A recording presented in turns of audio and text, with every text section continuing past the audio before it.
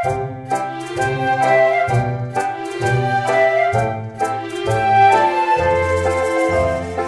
everyone, Assalamu alaikum. It's me, Askarana. Welcome back to my 7 days random sketching challenge, day 6. In today's video, I am going to do something really special. I will be sketching a romantic couple using charcoal pencils. Charcoal has such a raw, expensive feel, and I think it's perfect for capturing emotions in art. Here is my workspace. Simple, clean and ready to go. I have got my charcoal pencil, blending tools and of course my sketchbook. If you are into art, you know how exciting it feels to start with a blank page. I am starting with light outlines, capture the couple posture.